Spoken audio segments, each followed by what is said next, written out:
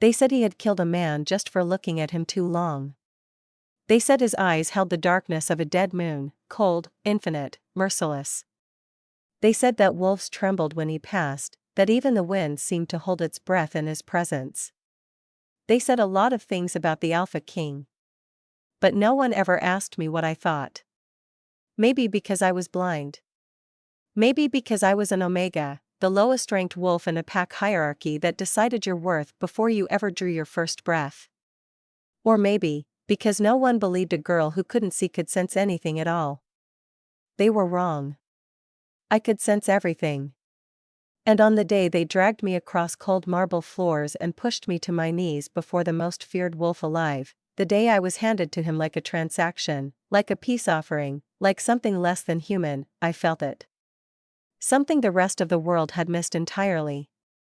His wolf was broken. Not dangerous. Not vicious. Not cold. Broken. And a broken thing is never truly a monster. It is simply a wound that never learned how to heal. My name is Lyra Ashwood. I am 22 years old. I am blind. I am an Omega. And I married the Alpha King on a Wednesday. This is my story. Act 1, The Offering. Chapter 1, The Morning They Told Me. I knew before they said the words. I always know things before words arrive. That is the gift, or the curse, of losing your sight at 7 years old. When one sense disappears, the others don't just compensate. They evolve. They become something sharper, stranger, more honest than any I could ever be. I was in the garden when my father came for me. I heard his footsteps on the stone path, 3 heavy, deliberate steps, then a pause. He always paused like that before delivering bad news. As though gathering the weight of it, measuring it, deciding how much of it was appropriate to drop on me. The morning smelled like rain and wild clover. A small mercy. Lyra, he said. Just my name. Nothing else. I set down the herbs I had been sorting. My fingers knew each one by texture and smell, the soft fuzz of chamomile, the papery edge of dried lavender, the sharp bite of mint. I had learned to build the world in textures rather than images, and somehow it had made me more grateful for small things. A warm cup. A breeze carrying pine. The exact sound of someone's voice when they are about to break your heart. My father's voice cracked on the second syllable of my name. Tell me, I said. He sat beside me on the stone bench. The wood creaked under his weight. He smelled of anxiety, that sour undercurrent beneath cologne and wool that humans mistake for stress but wolves know as fear. My father was afraid. Which meant I should be afraid. The Alpha King has made his selection, he said quietly. For his bonded mate. I waited. He has selected you, Lyra. The morning sounds continued around me, a bird calling somewhere in the high branches of the elm, wind through grass, the distant laughter of my younger sisters playing inside the house. Me, I repeated. Not a question. It is an honor, my father said. The words were rehearsed. I could hear the hollowness beneath them. The greatest honor our pack has ever. Why me? He went quiet. I turned toward him, tilting my head the way I do when I'm listening for the truth beneath the words. Papa. Why me? Of all the Omegas in the 7 packs, why would the Alpha King choose a blind one? A long silence. There are those who believe your condition makes you safe. Non-threatening. Compliant. He struggled with every word. The king's advisors suggested someone who poses no political risk. Someone who will not challenge his authority. Someone who cannot. Someone who cannot see what he truly is, I said quietly. My father said nothing. And in his silence I understood everything. I was chosen because they thought blindness meant helplessness. Because they thought an Omega who couldn't see was an Omega who would never be a problem. They were going to hand me to a king the world called a monster and hope I was too broken to notice. I stood up slowly, brushing soil from my hands. When do we leave? I asked. 3 days, he whispered. I nodded once. Then I walked back into the house, memorizing the path I had walked 1,000 times. The 11 steps to the back door, the slight rise in the stone near the fig tree, the warmth of the kitchen window when the morning sun hit it just right. I memorized it the way I memorize everything I know I am about to lose. Chapter 2: Arrival at the Iron Throne Estate. They brought me to the Alpha King's estate on a gray Tuesday afternoon. I know it was gray because the rain had started somewhere around midday, and I could feel the change in pressure, the way the world smells when clouds swallow the sun. Colder. Heavier. Like the sky itself was warning me. The car journey had taken 4 hours. 4 hours of silence, my aunt seated beside me, her hand occasionally finding mine in what I think she meant as comfort but felt more like an apology. When we arrived, I stepped out onto gravel. I counted my steps on the path instinctively, 7 before the texture changed to stone, then 12 more to what I sensed was a large entrance. The air changed inside, cool, vast, echoing with the kind of emptiness that only lives in spaces that are very large and rarely filled with warmth. Marble. High ceilings. A house that was more architectural statement than home. I could hear staff, 3 people near the entrance, others further away. Their heartbeats were all slightly elevated. Nerves. One of them dropped something, a pen, from the sound of it, and muttered a curse under their breath. Everyone was nervous. Good, I thought. It meant the king was nearby. Miss Ashwood. A formal male voice, measured and professional. Welcome to Alder Estate. I'm Marcus, the estate manager. The Alpha King will receive you this evening. In the meantime, we'll show you to your rooms. Thank you, I said pleasantly. I heard the faint surprise in his exhale. I think he expected something else. Tears, perhaps. Trembling. Some visible sign of the fear I was supposed to feel. I had learned a long time ago that the most powerful thing a person dismissed as helpless can do is refuse to perform helplessness. My room was large. A tall window, I could feel the weak light through it, and the sound of rain against glass told me it faced the east gardens. A bed with a high, carved headboard my fingers discovered when I ran my hand along it. Cold air. A room designed for someone. But not for me specifically. Generic luxury, the kind arranged for a guest whose comfort must be performed for appearances rather than genuinely considered. I sat on the edge of the bed and listened to the estate settle around me. Rain. Wind. The distant sound of footsteps on upper floors, heavier than the staff, slower, deliberate. He was home. I closed my eyes, an old habit, pointless now, but it still helps me concentrate, and I reached out with everything I had. His heartbeat was steady. Unnaturally steady. Like someone who had learned to flatten emotion from the outside in. But beneath that steady rhythm was something else, layered underneath like a second pulse, uneven, fractured, dragging. A wolf in pain. I had heard that sound before. After my mother left. After my sight disappeared. When my own wolf had gone quiet for months and I would lie awake wondering if she was still in there. I recognized the sound of a creature that had stopped trusting the world. I pressed my hand to my chest and breathed slowly. It's all right, I whispered. Not to myself. To whatever was hurting on the other side of that heartbeat. Somewhere in the upper floors, the footsteps paused. And for just one breath, one suspended, impossible breath, the fractured second pulse aligned with mine. Then it broke apart again. The footsteps continued. And I was alone in a cold room in a strange house, about to marry the most feared man alive. I opened my unseeing eyes and smiled at the ceiling. Broken things, I have always believed, are simply things that need time. I have plenty of time. Chapter 3: First Meeting. He came to me at dusk. No knock. Of course. This was his house. His world. I was the addition, the external element introduced into his space. 3 steps inside, then stillness. He was close to the door still. watching me, I assumed. I kept my face turned toward the window. "You're not afraid," he said. His voice was, I had not been prepared for his voice. Low. Not quite a growl, but close to it. The kind of voice built from years of decisions and distance, from the habit of speaking rarely and meaning everything. It had texture to it, a roughness at the edges, as though emotion was something he forced out through stone. "Should I be?"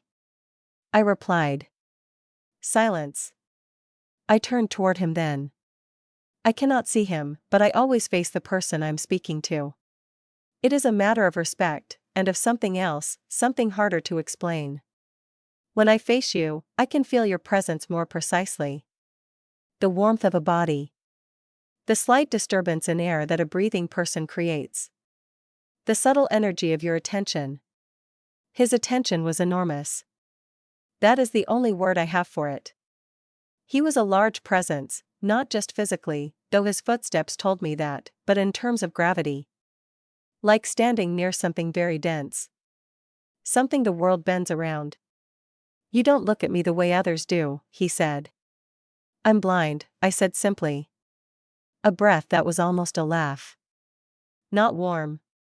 Not yet. But a breath with surprise behind it. "I know," he said. "I meant before that." "I suppose," I said slowly, "that's because looking at someone and seeing them are different things. I've never been able to do the first. I've been doing the second my whole life." The air in the room shifted.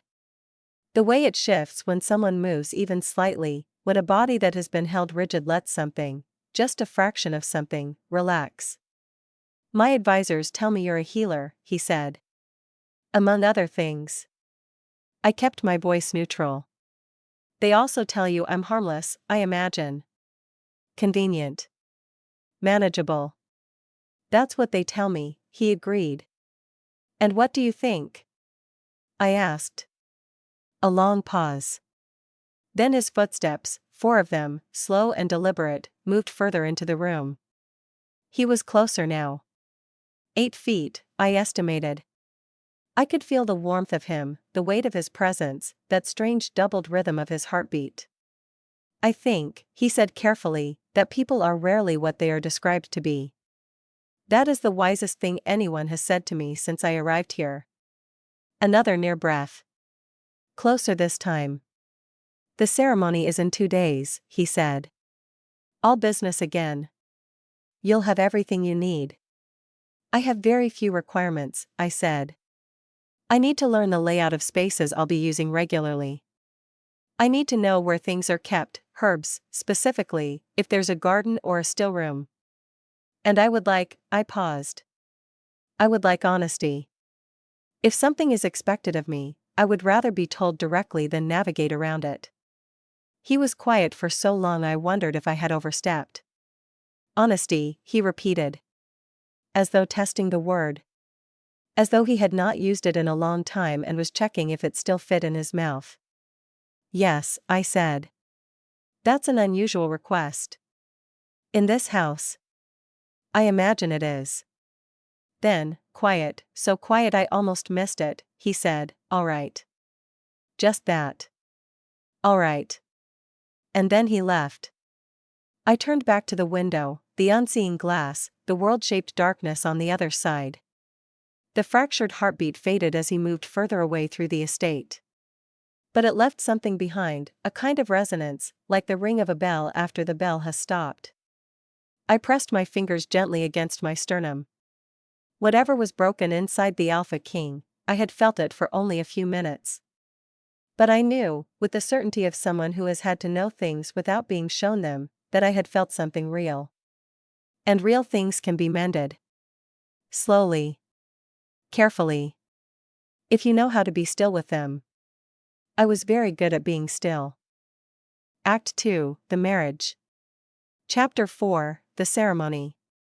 The ceremony was small. I had expected something large, a performance of power, an audience of frightened pack representatives arranged to witness the Alpha King taking his mate.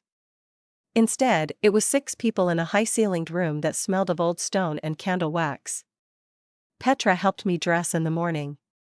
She was gentle with my hair, her hands careful, as though she had decided somewhere in the previous 48 hours to be kind to me regardless of what the official expectations were.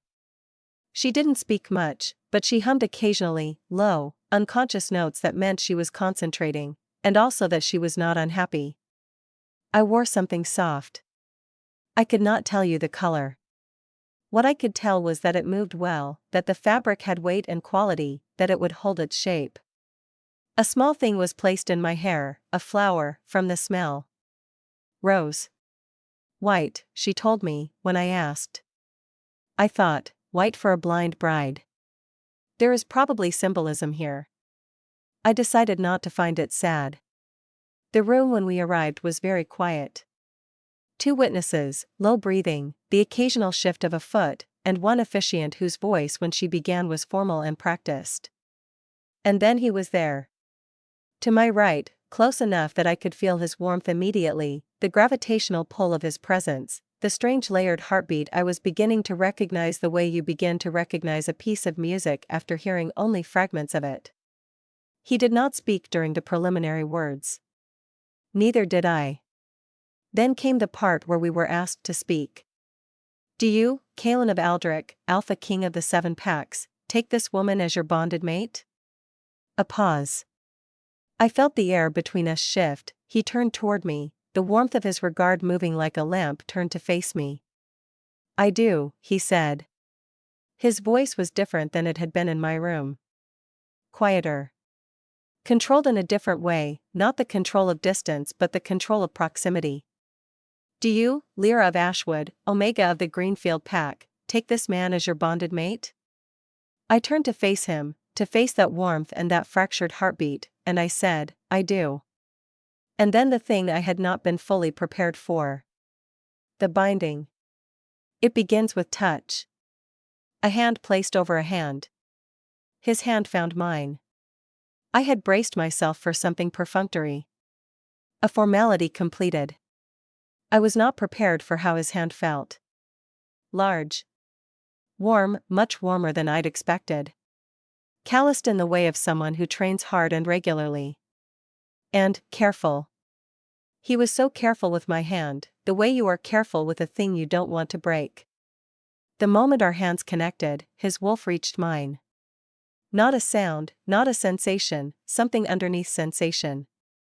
Like a current running between 2 poles. Like the earth when it shifts and you feel it in your teeth before you understand what you're feeling. His wolf reached mine. And then it pulled back. Fast. Sharp. Like something that extended instinctively and then caught itself, retreating before the extension could be acknowledged. But I felt it. For seconds, maybe 5. Long enough to know the shape of what was there. His wolf was not cold. Not monstrous. Not empty. His wolf was terrified. A wolf that had tried, before, to reach. That had been hurt. That had learned the reaching itself was the danger, and so had retreated so deeply into itself that it no longer trusted even the motion of opening. I held perfectly still. I kept my hand in his without pressing, without demanding. Simply present. The officiant completed the words. His hand released mine.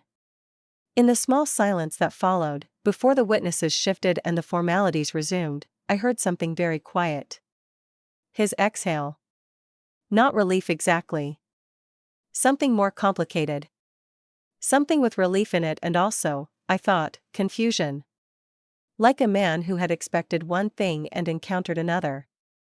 I knew that feeling. I had it too. Chapter 5, the first week. He avoided me for the first week. Not entirely, there were meals, brief and formal, the 2 of us at opposite ends of a table that could seat 12. He would ask, occasionally, if I needed anything. I would say no, thank you, or I would ask a small specific question. He always answered. Always concisely. Always retreating behind his formality the moment the exchange concluded. But I was learning him in ways he didn't know. I learned the sound of his footsteps, heavy but not aggressive. There was a weight in his left step that suggested old injury, something that had healed slightly wrong and been compensated for.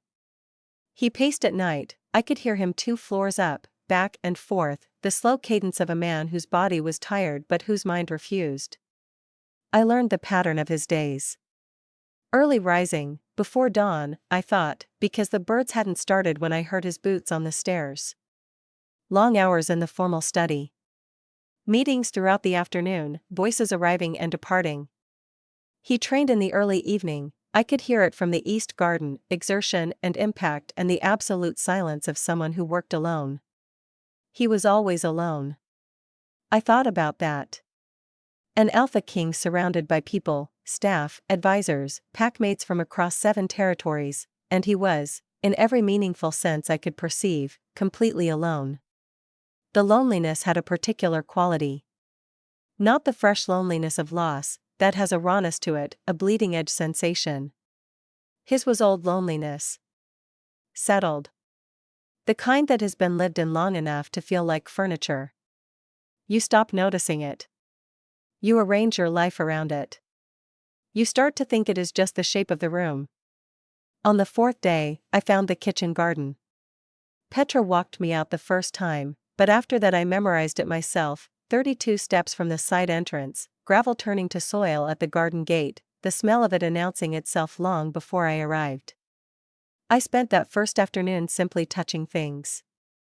Reassembling a taxonomy of what was planted.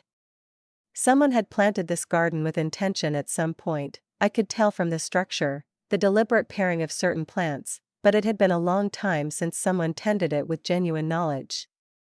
Things were growing but also struggling. Overgrown in places. Competing where they should have been thinned. I began to feel at home. On the 6th day, he found me there. I heard him before I heard him, the shift in the garden's ambient quiet that means a body has entered the space. He stopped a few feet away and said nothing. I kept working. I was harvesting chamomile that had gone to seed.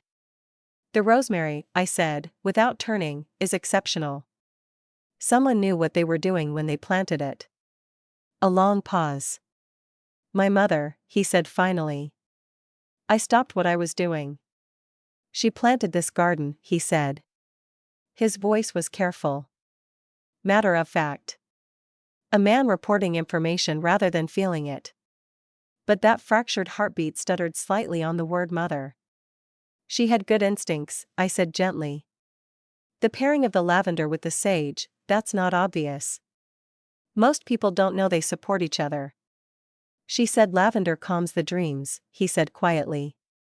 As though the sentence came from somewhere he hadn't accessed in a while, from a room that had been shut for a long time and was only now letting a small draft through.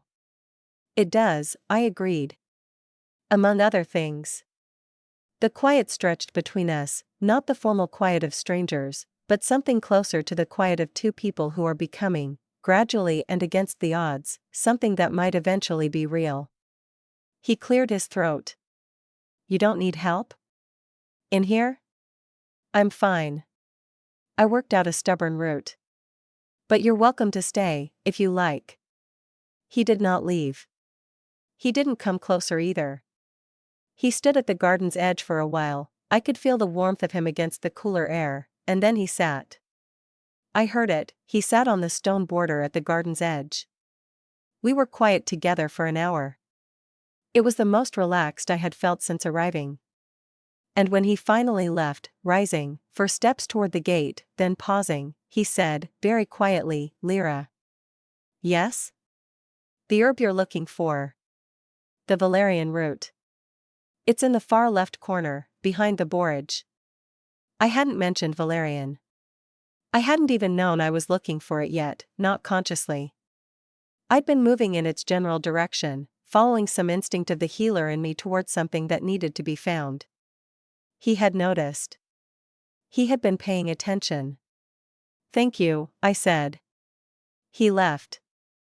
I stayed in the garden for a long time afterward, my hands in cool earth, the smell of his mother's rosemary everywhere around me, thinking about a man who sat in silence with a blind stranger for an hour and told her exactly what she needed to find. Chapter 6, What the Others Say. People speak freely around me. This has always been true, and I have never decided how to feel about it. It is partly because I am an omega. The hierarchy means that omegas are often treated as ambient rather than present. It is partly because I am blind. People look at unseeing eyes and seem to decide, on some unconscious level, that the usual rules of observation don't apply. That I am less likely to report back. They are, in this assumption, deeply mistaken. On the 8th day, 2 senior advisors arrived for a meeting that moved into the dining room while I ate quietly at my end of the table and, because I was apparently invisible, they spoke freely. I learned a great deal. I learned that his advisors were afraid of him, not animal fear, but a more complicated fear. The fear of men who have witnessed someone become something and don't fully understand the transformation. They spoke about him in the third person even while he was present, a way of creating distance. I learned that 6 years ago, there had been an event. They didn't name it directly, they talked around it, the way you talk around something huge by describing everything on its periphery. A battle. A loss. Something that happened and from which he had not, their word, used with grim resignation, recovered. I learned that his wolf hadn't surfaced in 4 years. An alpha king whose wolf refused to emerge. I understood now what I had sensed in that doubled heartbeat. His human self, controlled and armored and functioning. And his wolf, withdrawn, hiding, refusing to come forward. Broken. I had felt it. Now I understood the shape of it.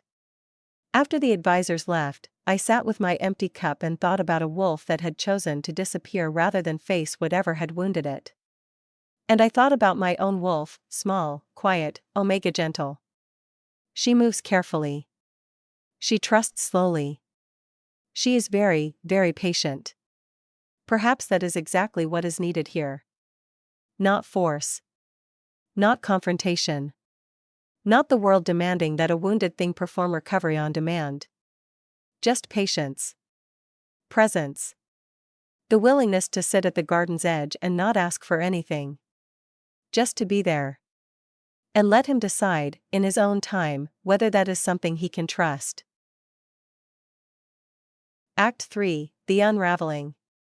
Chapter 7, The Nightmare. I heard him the first time on the 14th night. I am a light sleeper, another compensation, another evolution of a body that learned to be on alert when sight failed it. I wake to small sounds the way most people wake to alarms, complete, immediate, ready. The sound that woke me was not small. It began as a low, sustained sound, not quite a growl, not quite a groan, something that existed in the frequency between the two. Coming from above me, from the upper floor where his rooms were. Then it built, and what made it terrible was not its volume but its quality. It was the sound of something fighting very hard against something it could not name. Not pain. Or, not only pain. Anguish. The specific anguish of a mind that is sleeping but cannot stop replaying something, some loop of memory or guilt or loss that runs regardless of whether the eyes are open. A nightmare. But a nightmare with a wolf in it. I was out of bed before I'd fully decided to be. Up the stairs, 17 of them, the top one slightly shorter than the rest, and down the upper hall. His door. The sound was clearer here. Beneath the nightmare sounds, beneath the distress of the man, I could hear his wolf, surfacing, trying to, drawn upward by whatever the dream was showing him, straining against whatever held it down. A wolf suppressed for years doesn't simply disappear. It lives in the biology of the person, compressed and anxious and looking for exits. And in sleep, when the conscious controls are lowered, it pushes. I put my hand flat against the door. I didn't go in. Not yet. That was not what was needed, not a sudden intrusion, not a well-meaning interruption that might translate, in the foggy logic of a bad dream, as threat. I pressed my hand to the door and I breathed. Slow. Deliberate. In through the nose, out through the mouth, the rhythm I use when working with a frightened animal or a sick patient or any living thing that needs to feel the presence of calm more than it needs anything else. And I let my wolf reach out. Gently. carefully. A small thing extending a small tendril of warmth through 2 inches of wood and whatever distance existed between his sleeping mind and my waking one. No demands. No assertions. No rescue narrative. Just, I am here. You are not alone. The world is still standing. The sounds shifted. Gradually. Over perhaps 3 minutes that felt much longer. The struggling quality began to ease. The fractured heartbeat slowly regularized. The fighting against itself quality in the air faded. Then quiet. A deep breath, drawn. And held. I stood with my hand on the door and waited. Then, from inside, quiet, rough with sleep, "Who's there?" "Lyra," I said. Silence. "How long?" he started. "Not long," I said. Which was true. "It hasn't stopped yet." "The dream." "I know," I said. "I don't need." "I know," I said again. "I'm not here because I think you need rescuing." I kept my voice soft and level. "I'm here because I'm a light sleeper and the only thing to do at 3 in the morning in a very large house is stand in a corridor and breathe." The ghost of something, that almost laugh, still not quite warm enough to call warmth, but closer. "Go back to bed, Lyra," he said. But his voice was different now. Less armored. The way a voice sounds when the dream weight has lifted and left something more unguarded behind. "All right," I said. I took my hand from the door and walked back down the corridor, down the stairs, back to my room.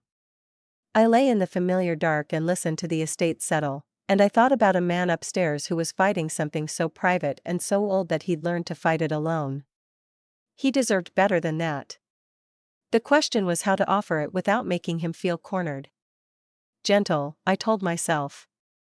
Slow. Like approaching anything that has been hurt. The most important thing, always, is not to startle it. Chapter 8, Cracks in the Wall. After the night in the corridor, something changed. It was not dramatic. He did not arrive at breakfast transformed, did not suddenly offer smiles or warmth or confession. It was smaller than that. The changes were in millimeters, in margins, in the slight adjustments of a person who has made some internal calculation and shifted by a fraction. He began to arrive in the garden in the afternoons. Not every day. 2 out of 3, perhaps. Never announced, never with a stated purpose. He would simply arrive, and I would hear his footsteps on the garden path. And I would continue what I was doing, and he would either find somewhere to sit or stand near the stone wall, and we would be in the same space without demanding anything of each other. Occasionally one of us would say something. He told me, over the course of many afternoons, small things that I understood were large things to him, that the estate had been in his family for 4 generations. That his mother had died when he was 19. That the garden had been untended since then because no one quite wanted the responsibility of it. That he had kept everything in it, nonetheless, had not torn it out or replaced it, because... He didn't finish that sentence. He stopped midway and the silence was full of everything the sentence would have contained. I did not press.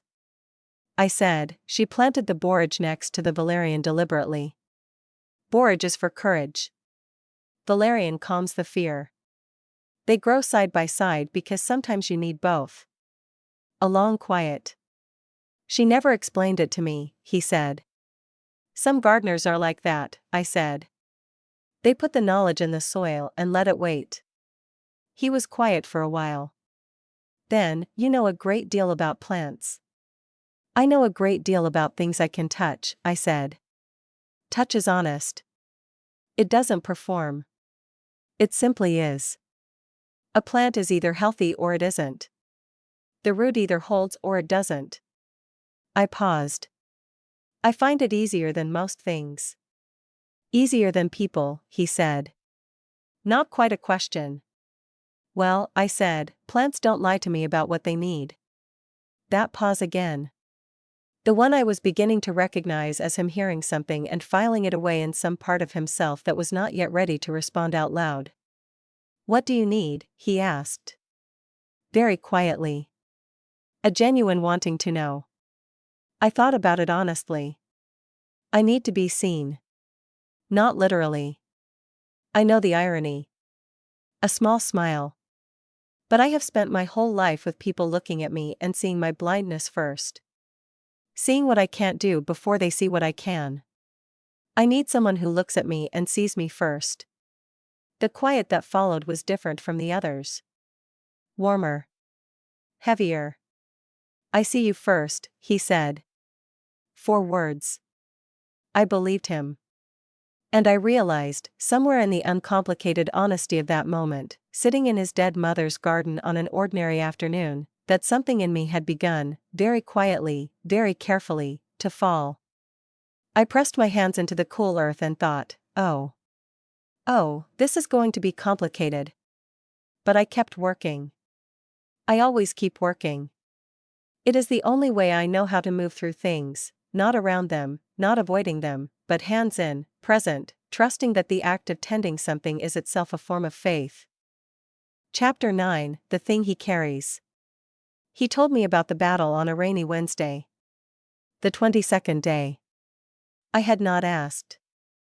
I had known something was there, had known from the quality of his nightmares, from the way his wolf had compressed itself into that fractured inner pulse and refused to emerge, but I had not asked.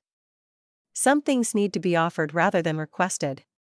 He offered it on a Wednesday, in the library, because the garden was wet and we had taken to meeting there on rainy afternoons. It smelled of old books and something woodsy, and there was a fireplace that produced a low, steady warmth I had come to associate with safety. We were quiet for a long time. I was reading, running my fingertips along pages of raised text. He was doing something at his desk. Then, without preamble, he said, his name was Davin. I stilled my fingers on the page. He was my beta, he said. My best friend. From childhood. His voice was flat. The practiced flatness of someone who has told themselves a story so many times the emotion has been compressed out of it, stored somewhere dense and silent and internal. 6 years ago, I led a campaign into the Northern Territories. A border dispute. I believed, I was certain, the intelligence was correct. That we were walking into a contained situation. A pause. Rain on the library windows. We were not, he said. I did not move. I breathed slowly. I was a container for whatever he needed to put somewhere. Davin died, he said. Along with 23 others. Because of decisions I made with information I should have verified more thoroughly. Because, he stopped. Because I was certain. And certainty, his voice, for the first time in my experience of it, broke. Just at the edge. Just barely. Certainty is a luxury that costs other people. The silence that followed was vast. My wolf went under the day we buried him, he said quietly. And it hasn't come up since. I understood now. The full shape of it. An alpha king whose wolf had submerged itself not out of weakness but out of grief. Out of the specific, crushing grief of a leader who carries the weight of irreversible decisions. Who cannot separate his authority from his responsibility and who punishes himself, in the most fundamental way available, by refusing his own nature. A wolf suppressed not because it was dangerous. But because it felt it didn't deserve to be. Kalen, I said. His name, for the first time without formality. A sharp intake of breath. As though his own name, spoken in a certain way, was something he had not heard for a long time. You did not mean for it to happen, I said. Intent. I know, I said gently. Intent doesn't bring them back. I know. I'm not asking you to absolve yourself. I don't think you should. I think grief is appropriate. I think guilt, in its proper measure, is part of what makes a person able to lead. I set my book aside and turned toward him. But there is a difference between carrying grief and being buried by it. Between holding a loss and using it to disappear. I paused. Your wolf didn't leave because you were monstrous. Your wolf retreated because it loves you. Because some part of you decided you deserved punishment, and your wolf honored that. But wolves aren't supposed to punish their people. They're supposed to sustain them. A long silence. Then the sound that undid me, a breath, ragged, not quite controlled. Not crying, not quite. But the sound of something very close to it, something that had been held for 6 years in a cage of practiced control and had found, in this ordinary rainy Wednesday afternoon, something that felt safe enough to brush the bars. I did not move toward him. I did not offer touch or comfort in any demonstrative way. I simply stayed. Present. Steady. The way you stay with a fire that's almost gone out, not fanning it aggressively, not dousing it with water, just staying. Protecting it from the wind. Trusting the warmth is still in there. After a while, his breathing evened. After a while longer, he said, very quietly, "No one has ever said that to me." "I know," I said. "How do you know?" "Because you are a person who has surrounded yourself with people who are afraid of you. And people who are afraid of you only ever say what they think you want to hear." I paused. "I'm not afraid of you." "You should be," he said. "Probably," I agreed. "But I'm not." The rain continued. The fire continued. And we sat in the honest quiet of something that had shifted, opened, like a window in a room that had been sealed too long, and for the first time since arriving, I felt something I had not been expecting to feel. I felt at home. Act 4, The Healing. Chapter 10, The Garden in Full. Spring moved into summer in the way I experience seasons, through smell and temperature and texture. The garden became full. I worked it every morning now, before the heat peaked, and I felt the progress of it under my hands, the chamomile now sprawling with proper space, the lavender sending up its second flush of blooms. The valerian grown tall and soft and fragrant in its corner. The rosemary, Kalen's mother's rosemary, magnificent and ancient and completely itself. He helped me, sometimes, in the garden. Not as a labor or a service, not the way someone assists a person they consider limited, but as someone who had found, unexpectedly, a thing they wanted to do.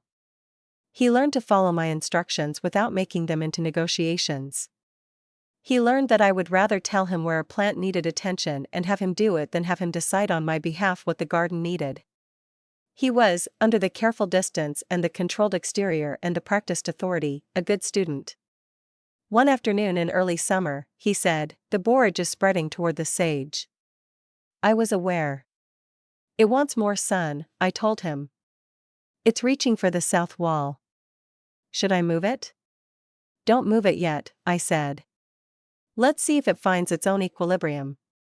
Sometimes things that seem to be crowding each other are actually just figuring out how to share a space. A pause. Then, very quietly, he repeated my exact words back. Not mockingly. Not as observation. As though testing whether they applied to something else entirely. Sometimes, I agreed, keeping my voice neutral, tending the rosemary. A comfortable quiet. "The nightmares have been less," he said. I kept working. I did not make it into a larger thing than he was making it. "I'm glad," I said. "I don't know why," he said. "I do," I said. He was quiet for a moment. "Tell me." I thought about how to say it simply. "You've been carrying something alone for 6 years," I said. When you started to say it out loud, even a small part of it, it got lighter. Not because the saying changes what happened, but because grief that is witnessed is different from grief that is private. Private grief grows in the dark. Witnessed grief can breathe. "You make it sound simple," he said. "It's not simple," I said. "But it is true." He moved nearby. I heard him settle against the garden wall, closer than he usually positioned himself. "How do you do that?" he asked quietly. "Do what?" "Know what to say. Know what is real." He stopped. "Most people fill the silence with something comfortable. You fill it with something true." I considered this. I stopped being able to fill silence with things I couldn't see or verify, I said. When you lose your sight, you lose the ability to use visual cues to perform the conversation rather than have it. You can't look at someone and say what their expression seems to want. You just have to say what you actually mean and listen for what they actually say. I paused. It simplifies things. It sounds lonely, he said.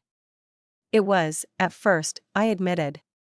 Now I wouldn't trade it. He was quiet for a moment. Then, I thought that. About you. When we first met. I thought, she must be so lonely. I smiled.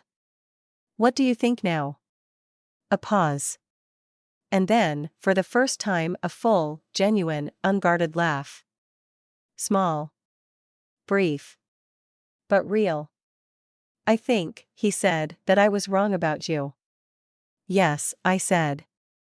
You were. We stayed in the garden until the light changed, the warmth of it shifting on my skin as the sun moved west, and it was the most ordinary afternoon. 2 people in a garden. A late summer evening. The smell of rosemary and lavender and turned earth. I thought about broken things and the spaces between them. I thought about how sometimes, the thing that appears most damaged, a wolf hiding in a man, a garden left untended for years, a blind girl given to a king as a transaction, is just a thing that has been waiting for the right kind of care.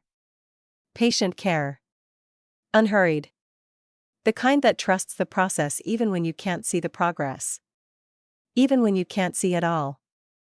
Chapter 11, The Wolf Surfaces. It happened on a morning in late summer when the garden was at its fullest. I had come out early, before breakfast, before anyone was properly awake, because I had sensed something in the night air, some quality of shift. The way I sometimes sense changes in the weather or the health of a plant long before they become visible to anyone else. I was kneeling at the valerian when I heard him behind me. His footsteps. But different. Heavier. Slower. The weight of them with a particular quality, not the deliberate weight of a man moving consciously, but the natural weight of something fully itself. I stilled. The fractured heartbeat. Both pulses aligned. I turned. I cannot see what I know is happening. I cannot tell you the visual of it, the shift of him, the color of his eyes. But I can tell you what I sensed. A presence so large and so genuine and so completely itself that the garden seemed to hold its breath around it. His wolf. Surfaced. Present. Looking at me with eyes I cannot see but feel, the warmth of its attention, the specific quality of a wolf's regard when it has decided something. I held absolutely still.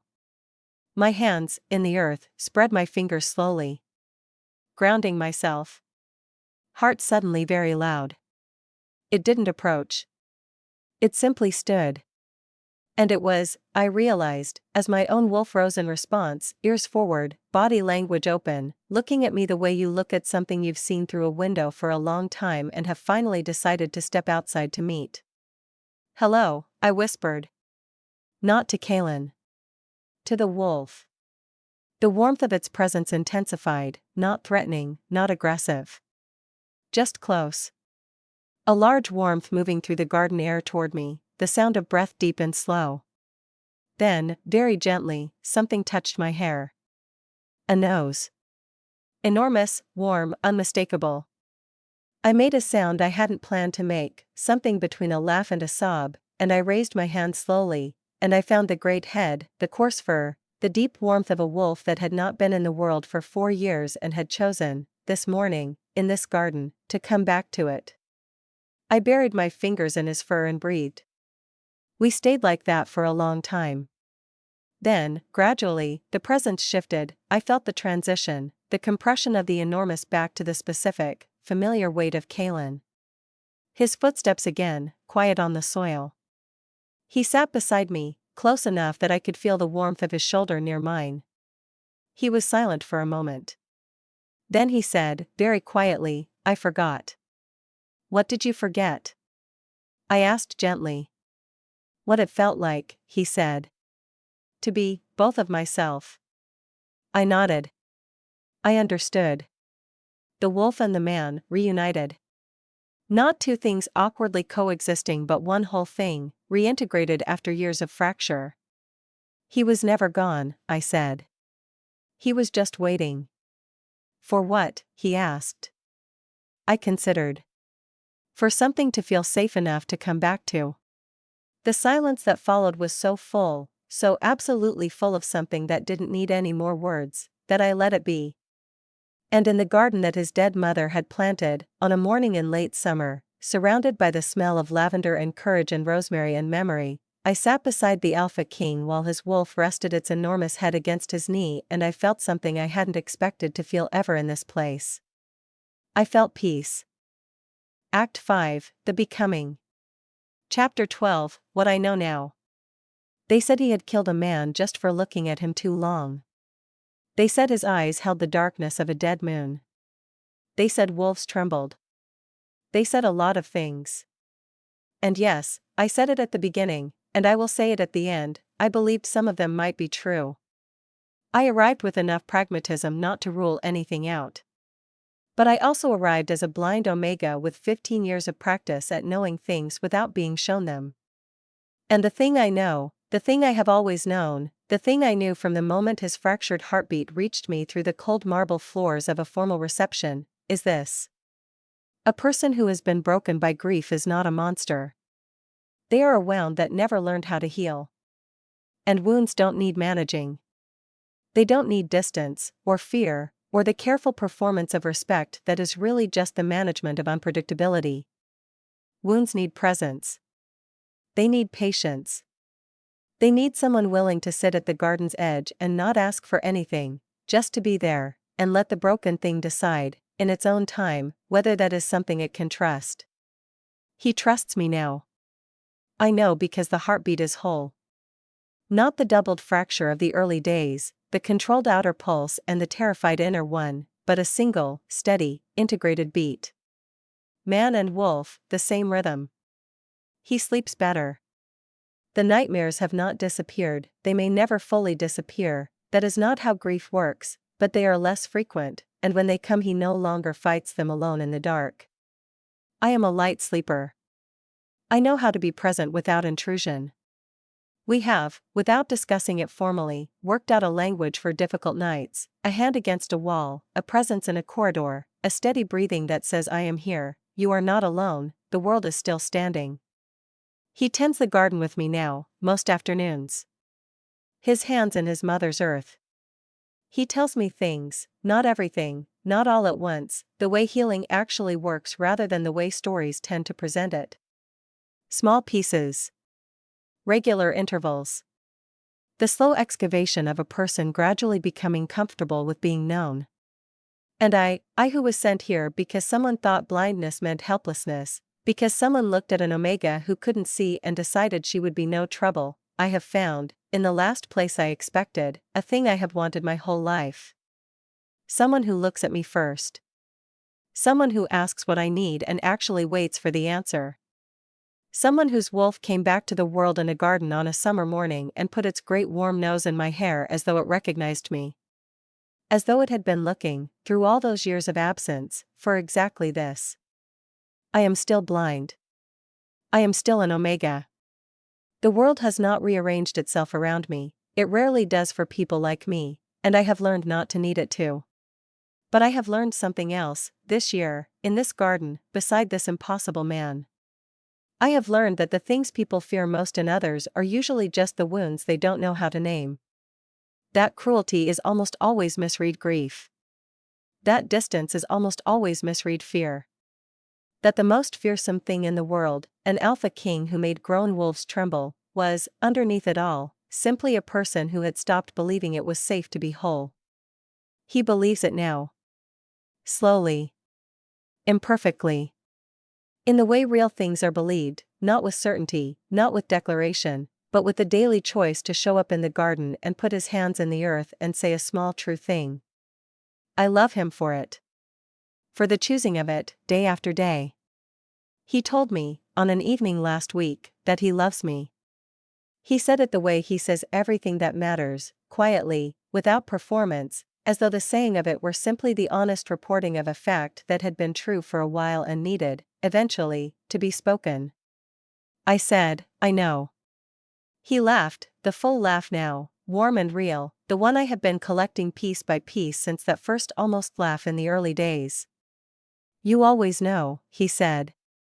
"I usually know," I said. "I just wait for you to find out for yourself." And he kissed me in the garden among the lavender and the courage borage and the valerian for calm and his mother's magnificent rosemary, and the summer air was warm and the whole world smelled like something living, and I couldn't see any of it. I didn't need to. I had felt every bit of it. And that, I have always believed, is more than enough.